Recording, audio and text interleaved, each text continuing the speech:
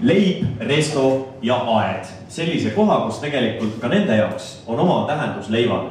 Milline see täpselt on, seda me saame kohe teada, kui kutsumegi siia peremehe Kristjan Pääske. Ma palun!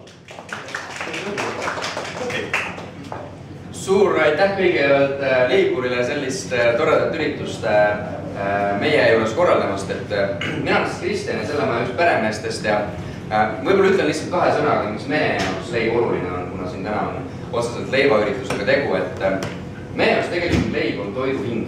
See on see, kust asi kõik pihta hakkab ja sellepärast tegelikult leib ka meie nimes ei tähenda mitte seda, et me tahaksime pakkuda Eestimaal kõige suuremat ja võimsamat leivavalikut, vaid tegelikult leib meie jaoks on mõtestatud natuke laiemalt. Kui me seda restorani tegime, siis me tahtsime teha kohta, mis on kodumaine. See on koht, kus on hing sees ja mis baseerub lihtsatel väärtustel. Ja me leiame tegelikult, et need samad väärtused küpsetavad kokku ka suurepärase leiva.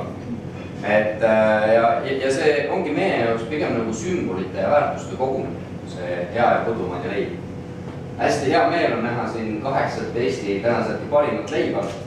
Ma soovin kõikidele võistlejatele jõudu, jaksu ja mul on siiralt hea meel selle üle, et üks nendest meie restoranis kohapeal valitud leibadest varsti hakkab koojalt ja joonistama, nii suur aitäh teile. Ilusat võistlust! Aitäh! Nii nagu Kristjan mainis, siis jutt täiesti tõsi aastast 2013 väga-väga varakult. Nimelt tänase võistluse võitja lisaks auhinnalisele rahale 1500 eurot ka eelpool nimetatud kõikide lemmik siis, kes täna välja valitakse žürii poolt, läheb ka reaalselt leib tootmisse leiburi poolt. Kes on aga tänases žüriis?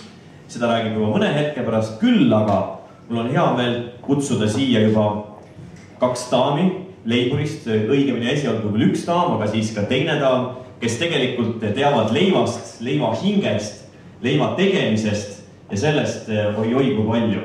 Ma arvan, et võib isegi lausa öelda, et sünonüümiks on leib, sest nemad on leivaga kokku puutunud rohkem kui 10 aastat, tegelikult need aastad on veelgi rohkem. Mul on hea meel siia kutsuda leiburist Tiina Rühka ja Heldi Käär. Ma palun!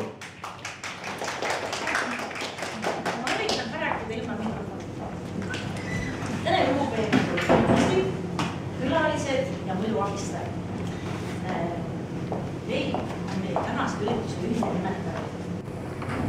Ja leib on olnud aastasadu meie kultuuri üks osa. Rukki kasvatamine, rukkist leiva valmistamine, selle traditsioonid ja ajalugu on väga-väga pikk. Ja ütleb ka rahvatarkus, et austa leib on